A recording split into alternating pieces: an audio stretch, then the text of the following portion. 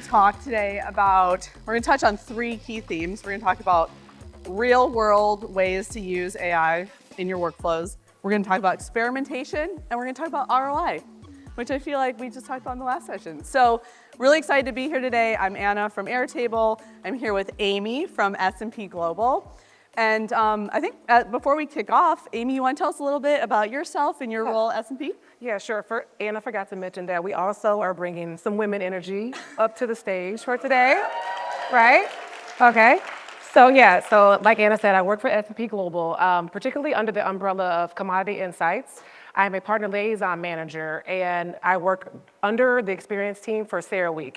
CERAWeek is our beast of a conference, right? And I am responsible for getting our clients, which are our partners, from point A to point Z, making sure they're completely informed and ready for our conference.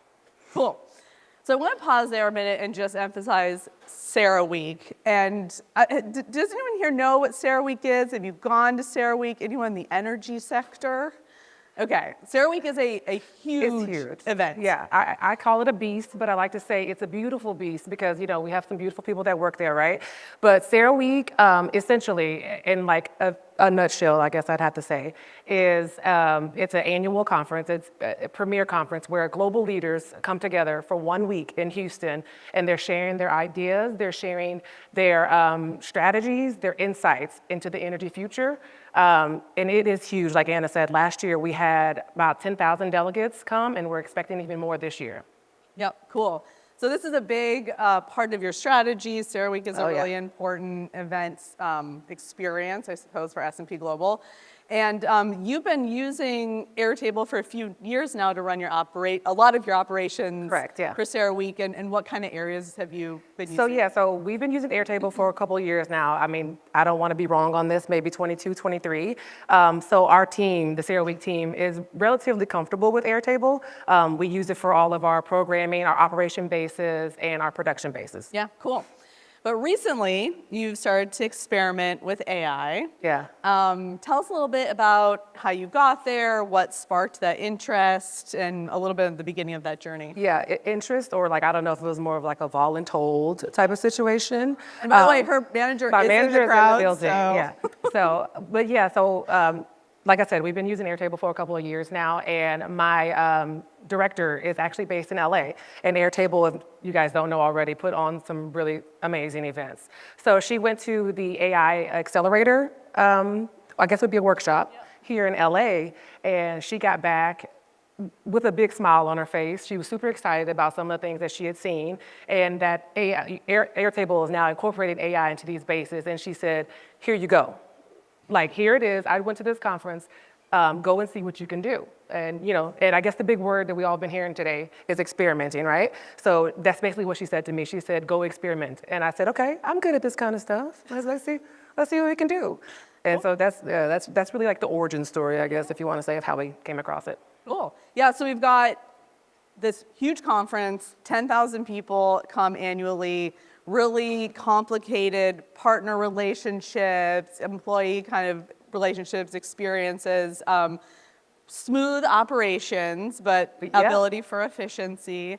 So we're going to walk through 3 of the workflows that Amy built out using AI in her experimentation and how they've impacted how they've been managing the conference. So I'm going to start with the first one, which is feedback and sentiment analysis. So using AI to pull in the feedback and sentiment from the partners who are really sponsors and major energy companies. Correct. Yeah. That are sort of the players, the bloodline of this event. So if you want to tell us a little bit about that, I'm going to go here to just kind of GIF demo. This is not real data, but you can kind of see what this looks like while you talk through it. I think Howie touched on this a little bit earlier with the sentiment and feeling. So like Anna said, at the end of our conference, we like to do debriefing, and a part of our debriefing is to take surveys. We take pride in our customers and our partners being happy with the experience, like we are an experienced team.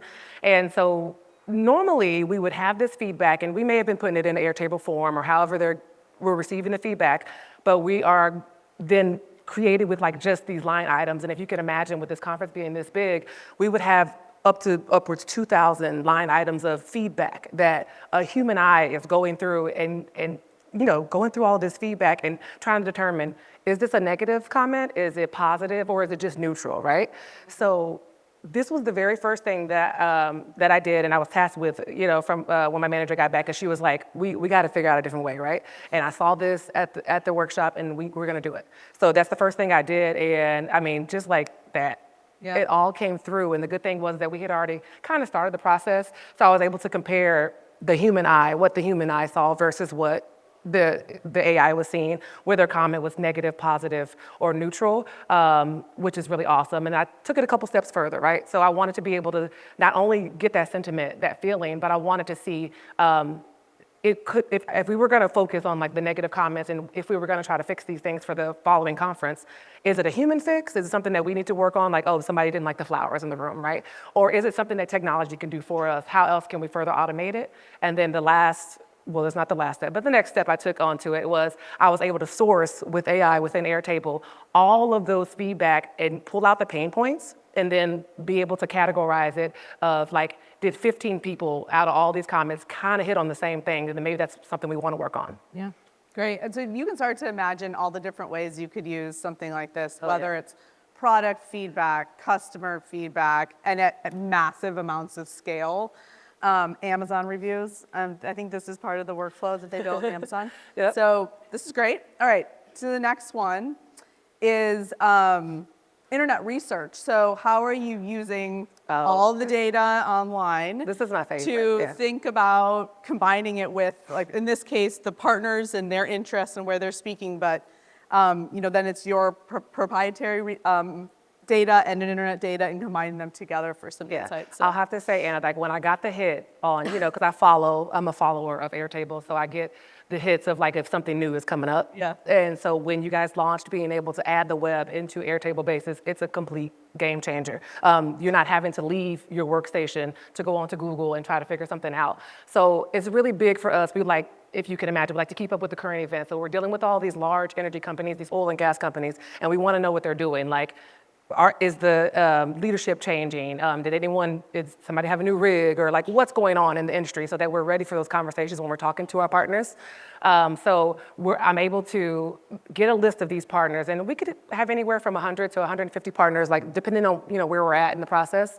And I can have a line item, a column that would just have the partners, and I can write prompts into the next ones, and I want to know current news, and I can go anywhere for however long back you want to go to however current you want to go, and Airtable has a really cool feature that you can just keep regenerating. So if I'm walking into my base and I'm going into a meeting, I can regenerate to see if anything new has popped up. So that's pretty interesting for us, and I like to keep up same with a column of like, what if the leadership has changed, then that's something we can do. And then I also took it to where to do a comparison, like we are always, like the conference is full of just sessions all day, every day, hundreds of sessions a day. And we like to know what people are interested in. So we always, do these briefs with our partners so we can see where they see themselves in the conference. But it's also nice to kind of do a little bit of legwork to see where they've spoke and what their interests were ahead of time, so that, our programming team can come, have two ways to play the game. Yeah. Yeah, actually, I went on CERAWeek's website yesterday, and I think you have like 12 theme tracks or something in CERAWeek, and I was like, I bet some of these insights would influence what those themes are, and also 12 themes is huge. It's insane. You guys have to, you got to come. Yeah. Cool. And so then the last one, and unfortunately, I don't have a demo vignette for this one because this is CERAWeek's special sauce, I think, on how you guys do this, and there's a lot of information here we don't want to share, but it's managing, again, this is a 10,000 plus person conference, bigger this year, week long, managing all the speakers in the sessions, and how do you coordinate and orchestrate all of that, which is a lot of human labor, but now we're it's a lot of. This is something that I'm hoping that we can incorporate next CERAWeek, right? So we have a pretty big programming team, and CERAWeek is split up into different pillars. One of our pillars is the executive conference, and the other pillar is the Innovation Agora, which is where you're going to see all your tech, all your innovators, like all that type of thing. So we're literally taking over an entire hotel, but we're connected in Houston to the GRB, which is the big convention center. So we own all that space for the conference. So you can imagine there's tons of speakers, tons of sessions, Where are all these people going to go? At what time are they going to go? Some of these speakers are speaking multiple times. So this is a way for Airtable is a way for me to plug this stuff in, show the programming team, plug it in, and they can plug in all their speakers, plug in what sessions that they're going to speak on. And if we know the times of those sessions already, kind of cross-checking. Yeah. So that it's just, we've done the work, but it's an easy way to cross-check and be like, oh, you've kind of got to split. You need to give this person time. They're speaking somewhere else. And, you know, it's just, the possibilities seem a little bit endless. Air traffic control. Yeah, it's like air traffic. Well, hopefully without maybe. And there's a million other ways that we're using AI inside of Airtable, but these are just a few of them. Cool.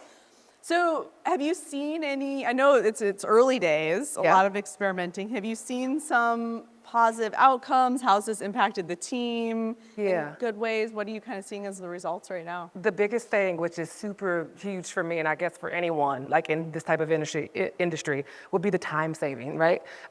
Being able to have something that is taking away some of that manual labor and being able to focus on more strategic tasks it's like a big deal. Yeah. And I say, like when you're planning Sarah Week, you don't sleep. Like, does that rhyme? Did that rhyme? Yeah. Good. And then so just to have that extra hour of sleep at night, it's time savings. To me, that's what AI is kind of all about, right? Like. Yes. And maybe not having to do boring tasks. Yeah. Cool. So I think the other thing that might be interesting for the audience is Amy's obviously pretty great at working with AI. You're really good at prompting. You understand Airtable, like you're a sophisticated user. What if folks don't have an Amy on their team? What's your advice to them, and how could they start to experiment and pilot AI workflows without maybe feeling as comfortable with AI? Oh, they probably should get an Amy.